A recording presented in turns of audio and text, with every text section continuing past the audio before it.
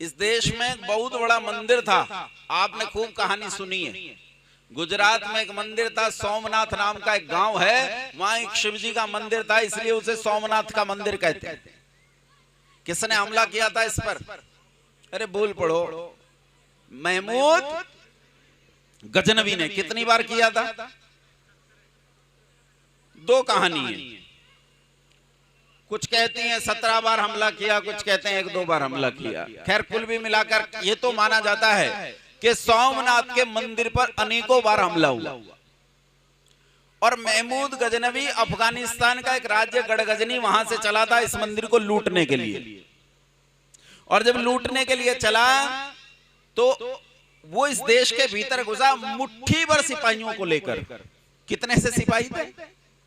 मुट्ठी भर सिपाही थे। मुट्ठी भर सिपाहियों को लेकर वो इस देश के भीतर घुसा, ये कहता हुआ, ये दंदनाता हुआ, ये घोषणा करता हुआ कि ये धन, ये वैभव, ये संपत्ति ये हम मुसलमानों की है, इस पर इन काफिरों का कोई हक नहीं। और उस तक ये सूचना कैसे पहुंची थी? माओ ध्यान से सुनो, आप लोग भी ध्यान से सुनना इस बात को। उस तक ये सूचना कैसे पहुंची थी?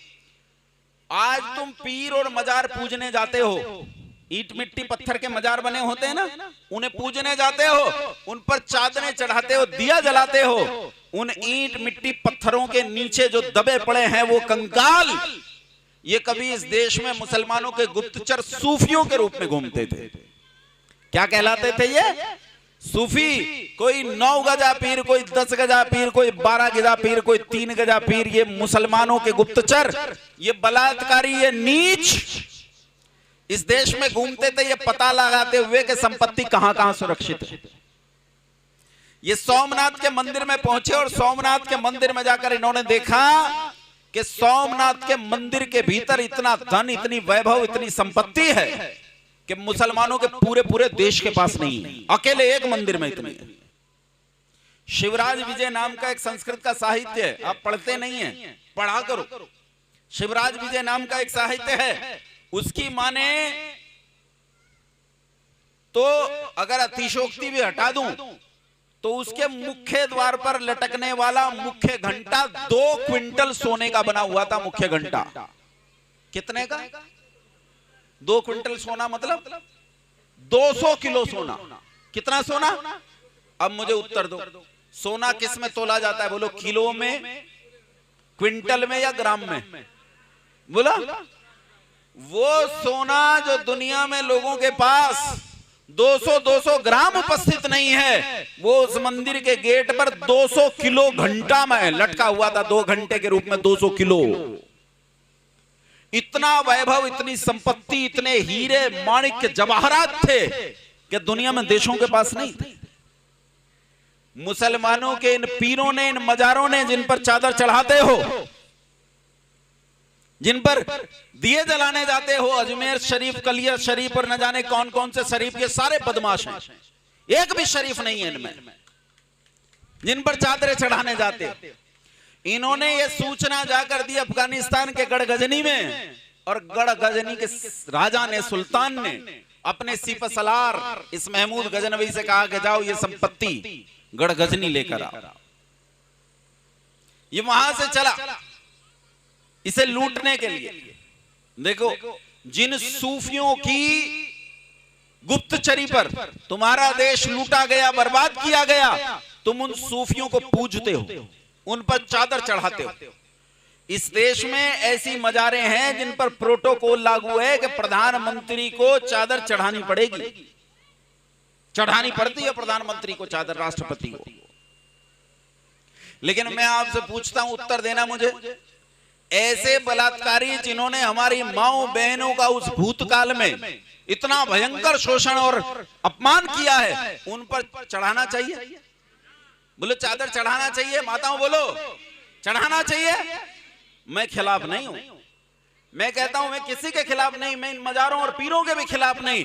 मैं कहता हूं चढ़ाना चाहिए, लेकिन इन पर चादर नहीं, इन पर बुलडोजर चढ़ाना चाहिए, बुलडोजर। इन पर जेसीबी चढ़ाना चाहिए। और इस देश में एक भी मजार, एक भी पीर बाकी नहीं रहना चाहिए। गुंडे हैं, बदमाश हैं, ये नीच बलात्कारी हत्यारे हैं जो इन कब्रों में दबे पड़े हैं। तुम्हें बड़ा डर लगता है पीर साहब बड़ा नुकसान कर दें, तो मैं कहता हूं फिर पीर की पूजा किया करो, लेकिन पूजा का ढंग बदलो। अरे हनुमान की पूजा में और पीर की पूजा में अंतर होना चाहिए कि नहीं? तो अब की बार जब पीर की पूजा करने जाओ तो जूता हाथ में लेकर जाना, यह तरीका होता है इनके सम्मान का, यह है इनके तरीका, इनके सम्मान का। और तुम्हें डर लग जाएगा, अरे बाप रे पाप लग जाएगा, पीर मार डालेगा।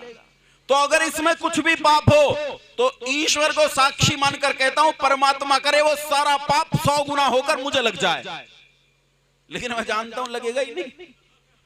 वो तो पुण्य है, वो पाप थोड़े। बलात्कारी गुंडे बदमाश को सजा देना वो तो जड़ है, मिट्टी है, पत्थर है, उसमें तो दबी हुई हड्डियां हैं, वो तो ये भी नहीं समझता। ये भी प्रतीकात्मक रूप में तुम दुनिया को समझा सकते हो, वो तो ये भी नहीं समझता।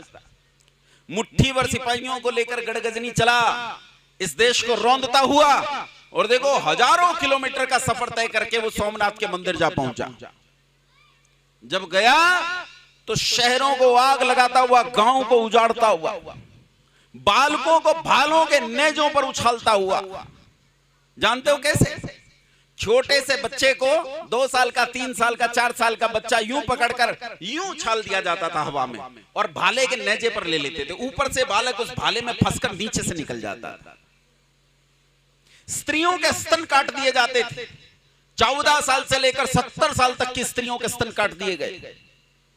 कन्याओं के साथ सामूहिक बलात्कार किए गए। इस देश की जमीन को इस देश के खून से लाल कर दिया गया।